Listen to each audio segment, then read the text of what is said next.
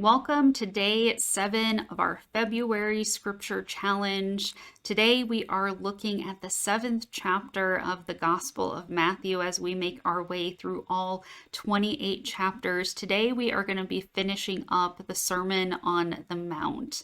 As you hear this final chapter of this sermon, think about those daily reflection questions. Did anything in the reading surprise you or challenge you? Like I've been saying, the Sermon on the Mount is so very challenging. And how might this text inform your daily life? Jesus gives us all kinds of practical, faithful advice in this most famous sermon that he gives. And what word or phrase stood out to you? Don't forget, you can record that word or phrase that stands out to you on the back of your handout for our scripture challenge. If you need that, it's on our website at zionuccindy.net, right there on the homepage for you to download a PDF. Here is chapter 7 of the Gospel of Matthew. Do not judge, so that you may not be judged. For with judgment you make, you will be judged, and the measure you give will be the measure you get. Why do you see the speck in your neighbor's eye, but do not notice the log in your own eye? Or how can you say to your neighbor, let me take the speck out of your eye, while the log is in your own eye? You hypocrite! First, take the log out of your own eye, and then you will see clearly to take the speck out of your neighbor's eye. Do not give what is holy to the dogs, and do not throw your pearls before swine, or they will trample them underfoot and turn and maul you. Ask, and it will be given you. Search, and you will find. Knock, and the door will be open for you. For everyone who asks receives, and everyone who searches finds, and everyone who knocks, the door will be opened. Is there anyone among you who, if your child asks for bread, will give a stone? Or if the child asks for fish, will give a snake? If you then, who are evil, know how to give good gifts to your children, how much more will your Father in heaven give good things to those who ask him? In everything, do to others as you would have them do to you, for this is the law and the prophets.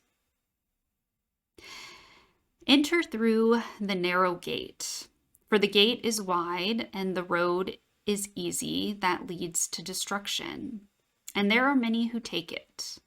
For the gate is narrow and the road is hard that leads to life, and there are few who find it. Beware of false prophets who come to you in sheep's clothing, but inwardly are ravenous wolves. You will know them by their fruits. As grapes gathered from thorns or grapes gathered from thorns or figs from thistles?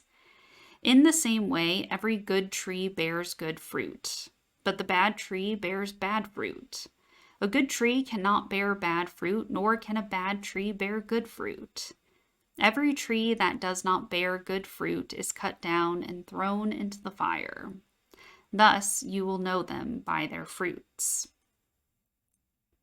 Not everyone who says to me, Lord, Lord, will enter the kingdom of heaven, but only the one who does the will of my Father in heaven.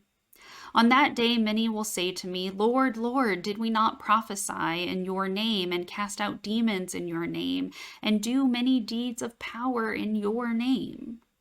Then I will declare to them, I never knew you. Go away from me, you evildoers. Everyone who hears these words of mine and acts on them will be like a wise man who built his house on a rock. The rain fell, the floods came, and the winds blew and beat on that house, but it did not fall because it had been founded on rock. And everyone who hears these words of mine and does not act on them will be like a foolish man who built his house on sand. The rain fell, and the floods came, and the winds blew and beat against that house, and it fell, and great was its fall. Now, when Jesus had finished saying these things, the crowds were astounded at his teaching, for he taught them as one having great authority, not as their scribes. Friends, that concludes the Sermon on the Mount in the Gospel of Matthew as we finish up this 7th chapter. What things in the Sermon on the Mount and the reading today challenged you? And is there a word or phrase that stood out to you? There are so many things in this reading that stands out to me. I think one of the things that stands out is in that golden rule. So often we say, do unto others as you would have them do unto yourself. But in Matthew, if we look closely at the text, it says, in everything is how it begins. In everything, do to others as you would have them do to you. In everything. I think that's my phrase today. In everything.